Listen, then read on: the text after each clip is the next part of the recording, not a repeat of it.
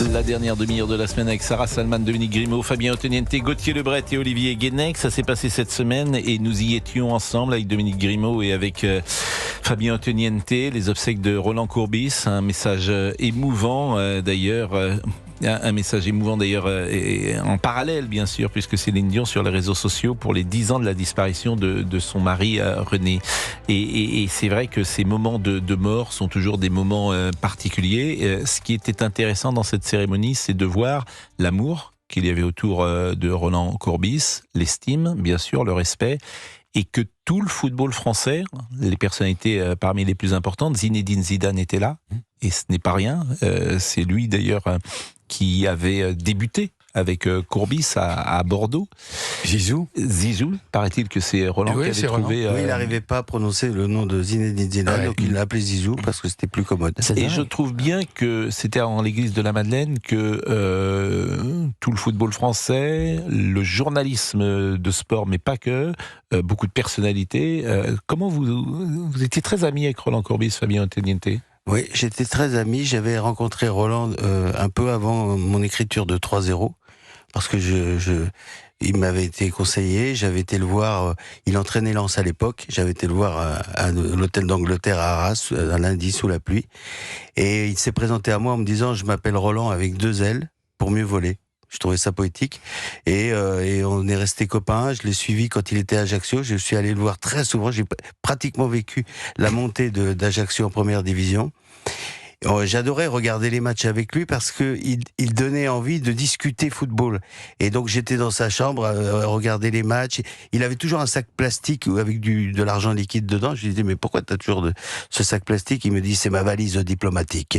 Et c'est un personnage à la fois hors norme, très très très touchant, très drôle.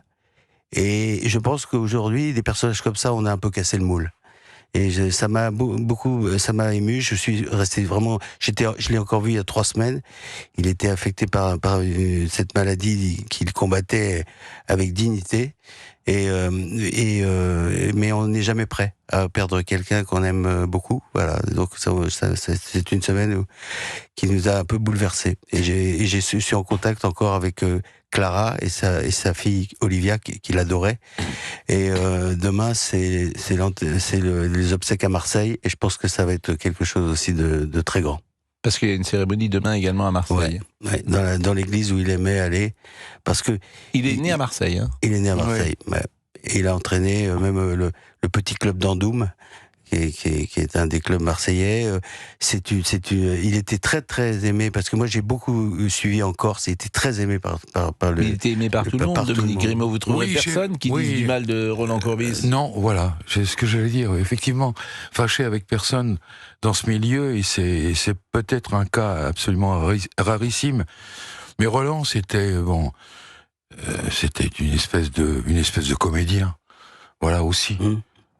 C'est pour ça, on parlait des obsèques, évidemment, dans ce lieu magique, sacré qui était l'église de la Madeleine. Moi, personnellement, j'aurais préféré avoir un mot de Zinedine Zidane plutôt que d'entendre quelques chansons. Mais tu sais, Roland, il adorait chanter. Hein. Tu sais, cette chanson de Léo Ferré. Oui, c'est extra. Il adorait la chanter, parce que évidemment. Même en Corse, quand il y avait sur des petites paillotes, mais c'est extra. Parfois il la chantait. C'est extra susurré par Marc Lavoine. Je suis pas sûr que. Oui, mais après, je pense que Zinedine Zidane, il n'a pas envie de se mettre en avant. Vous le connaissez, il a une délicatesse. Mais je vais lire les mots que vous avez écrits sur votre compte Facebook, parce que Dominique, vous avez un grand talent, et un talent notamment d'écrivain et de sensibilité. Il n'avait jamais les mots pour dire, mais pour faire rire ou pour gueuler. Roland Courbis est mort à 72 ans, et cette voix résonnera encore longtemps en nous, à la fois grave, ensoleillée, critique et amusée. Roland tenait dans la vie de l'équilibriste et du savant, sans jamais une seule seconde se prendre au sérieux. Il évoquait les choses et les hommes du football avec une manière qui lui était unique, tout en gravité et dérision. On avait fini par oublier qu'il avait été lui-même un défenseur de talent, puis un entraîneur reconnu et le plus souvent apprécié. Roland était un sourire, un physique, un accent, une espèce d'acteur, un charmeur, et encore et surtout un bon copain qu'on pleure ce matin. Et vous avez trouvé, comme toujours, les mots justes. Il était jeune, 72 ans. ans. Et il a entraîné, alors il a été un joueur de qualité, Je ne sais pas s'il a une ou deux sélections en équipe de France d'ailleurs. Il n'en a aucune. Non, à ma connaissance, équipe de France junior.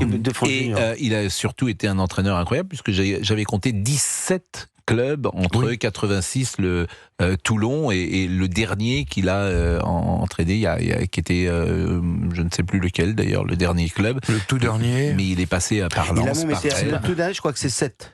Oui, le FC7, oui, effectivement. Donc on pense à lui, et là où vous avez trouvé des mots justes également, Fabien Antoniente, c'est de rappeler que le moule, parfois, de ses personnalités, en fait, et ça c'est intéressant, les personnalités dans tous les domaines, journalisme, sportif, ce moule des personnalités, le monde est devenu infiniment plus lisse qu'il ne l'était. Voire insipide. Vous dites insipide, c'est parce que, alors, par exemple, Sarah Salman, vous avez une personnalité parfois très, très forte. Vous êtes intervenu sur les réseaux, lorsque vous étiez d'ailleurs sur une radio concurrente, mais peut-être que vous l'avez payé aussi. Je l'ai payé très cher. Honnêtement, je l'ai payé vraiment très cher, et quand vous voyez les conséquences derrière, vous réfléchissez à 2 fois avant de faire une sortie. C'est-à-dire que cette personnalité débridée, où vous disiez un peu ce que vous vouliez. Oui, j'avais moins d'expérience radiophonique ou télévisuelle qu'aujourd'hui. Vous étiez une bonne cliente, comme on dit, mais on peut le payer cher. Moi, je l'ai payé cher avec l'ordre des avocats, et je pense que quand vous avez une remontrance, si je puis dire, et que vous voyez que la conséquence, ça pourrait éventuellement un jour aller jusqu'à la suspension, vous dites non, c'est pas possible. Et là, je vous parle que des conséquences, on va dire, concrètes. Après, je veux dire, il y a des gens qui sont déplacés à mon cabinet, qui ont vraiment... ça a été loin, quand même.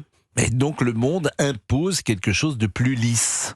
Forcément, vous dites vous-même, l'ordre des avocats n'acceptait pas que vous puissiez dire des choses qui, selon l'ordre des avocats... Selon leur morale. Moi, j'ai toujours considéré que j'avais pas outrepassé les limites, parce que j'ai respecté les limites de la liberté d'expression. Roland a une vie, comment dire, romanesque. Ah, lui, c'est une vie romanesque. Il a échappé à plusieurs... il a failli mourir parce qu'il a 2 balles perdues. Il a fait plusieurs fois de la prison. Il a flirté parfois avec l'interdit. Il disait avec amusement, j'ai confondu souvent magouille et astuce. Mais on admettait ça de Roland Courbis, parce que c'était ce personnage qui se permettait toujours de parler. Je peux me tromper, mais je peux aussi avoir raison. Et donc, il mettait du cœur et de la générosité. C'est un cœur énorme aussi. Il était présent à votre mariage d'ailleurs. Oui.